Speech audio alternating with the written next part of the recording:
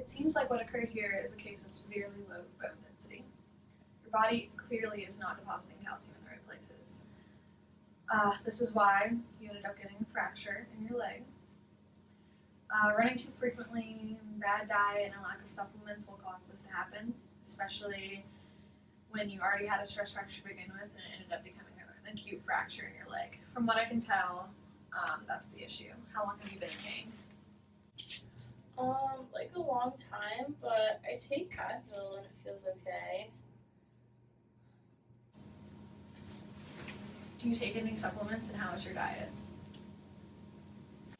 No supplements, but I eat a lot of fast food because I like it, and then that's why I have to run so that like I don't get fat because like McDonald's kind of makes you fat, but it's so good. So Alright, we're gonna run some tests like these here, and I suspect that you have a vitamin K deficiency, and if we add that into your diet and fix your eating habits, we can probably prevent this from happening later and prevent the risk of arteriosclerosis, cardiovascular disease, and heart attacks later in life. Okay, yeah, I want to do whatever I can like to keep from getting those diseases because they sound like really scary. It is scary. Your body deposits calcium into the wrong places, and it causes malfunction in the body. The calcium plaque can be very serious, and it can cause a lot of heart problems. Well, yeah, it wasn't too fun getting all this surgery, I'll tell you that much. If we could have caught this early, we probably could have prevented it. According to a lot of the research I've done, a small change in the diet can really prevent this problem from happening. Well, Doc, you think it's too late for me now? It's not too late to improve your diet. The worst part is over, and hopefully with a small change in your diet, we can prevent this from happening ever again. Yeah, I do want to learn how to help myself, like, not get hurt anymore, because I think that'd be good. Why don't you come to the seminar my colleague is hosting next week? There's a lot of discussion about vitamin K and bone health and its effect on cardiovascular health. That sounds great. Sounds great. So, you're all here to learn about vitamin K2. What is vitamin K2? First of all, vitamin K is a group of fat-soluble vitamins that the body needs for synthesis of certain proteins, particularly those required for blood clotting and those used for binding calcium in bone and other tissues. Since vitamin K1 is used primarily by the liver to activate blood clotting proteins, a lack of K1 causes uncontrolled bleeding. Low levels of the vitamin can also weaken bones, as in osteoporosis, as K2 is used by other tissues to deposit calcium in appropriate locations, like the bones and teeth, and prevent it from ending up in locations such as the soft tissues and arteries. In doing so, it can help prevent cardiovascular disease. Question? So vitamin K2 is the one that's relevant to me because I have bone problems? That's right. Why can't I just drink more milk to consume more calcium and assume it goes to my bones? That's good thinking. But calcium sometimes needs help from certain proteins to help regulate and end up in our bones, not in our blood. You don't want calcification of your arteries, you see. Vitamin K2 is essential for proper formation and full activation of the GLA proteins. The GLA protein osteocalcin, the first that we'll talk about, when fully carboxylated by vitamin K, allows for the binding of calcium to the bone matrix, hence promoting bone calcification.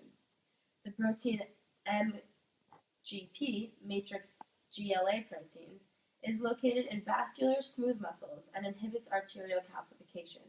Its activation by vitamin K2 is what prevents calcium from being deposited in vessel walls. So you need to eat calcium and vitamin K2 together. So you need calcium and vitamin K2 together? Wow, that's complicated. It is complicated.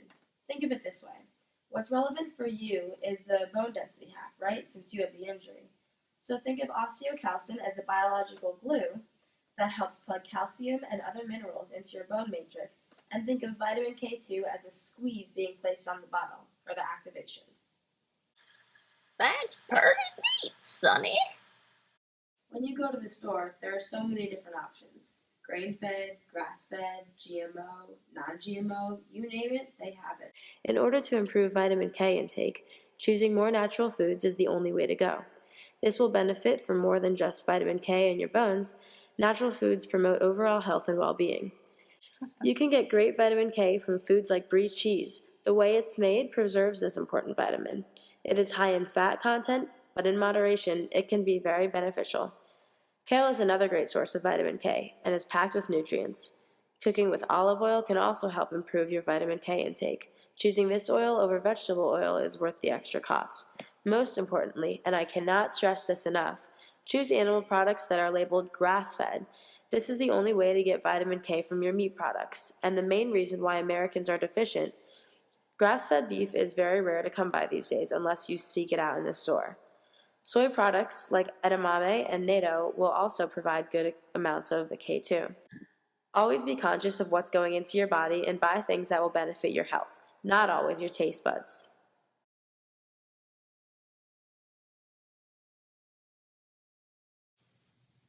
In recent years, research done on K1 and K2 have increased significantly. Researchers have found in various case studies that the difference between K1 and K2 and their effects on the body are so significant that people really feel as though they can't really be considered the same vitamin at all. A case study that was done on vitamin K2 intake and its relationship to bone mineral density in men and women showed that women with the lowest intake of vitamin K2 had significantly lower bone mass density and an increased risk of fractures. A large epidemiological study that was done in the Netherlands measured the extent of heart disease in subjects and compared it to the vitamin K2 intake. The top third were 52% less likely to form calcification of the arteries, 41% less likely for heart disease, and 57% less likely to die from heart disease. K2's role in the body extends way beyond blood clotting. There's protection from heart disease, ensuring healthy skin. There's strong bone formation, promoting brain function, supporting growth and development, and it also helps in the prevention of cancer. The Institute of Medicine recently increased the dietary reference intake of vitamin K2 by 50%.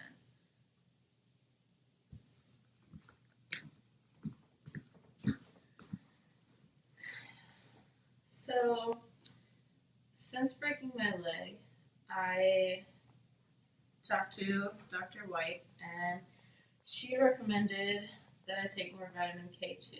She said that there are a lot of studies that have actually shown runners and just women in general being able to get their bone density up from taking a vitamin. So I was like, why not? You know, it's one pill. She gave me this little thing.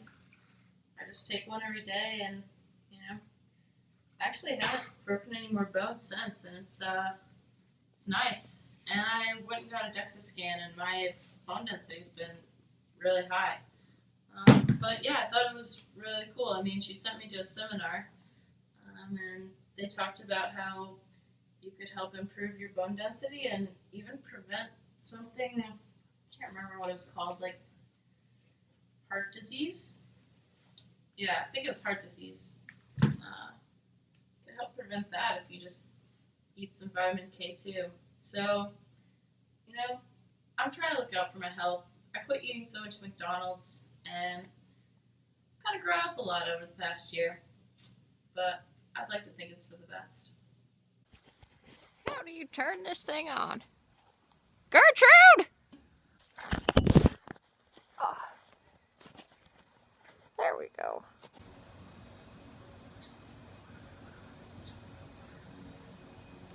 Well, Dr. White told me wouldn't have had to gotten this damn pacemaker if I had maybe taken some vitamin K2 in my life. He said that it would have helped my atherosclerosis. I don't remember what the hell he called it, but he says not an apple a day will not keep the doctor away. I don't know why. That's what my mama always told me. But I've been eating an apple every day, and let me tell you something, Sonny, that does not prevent having a heart attack. Neither does cigs, neither, but I just can't give them up. Well, on a positive note, since the surgery, I have grown a nice mustache, and I have also included more K2 in my diet. And I've not had another heart attack. Now, I don't know if that's from the pacemaker or the vitamin K, but I feel great.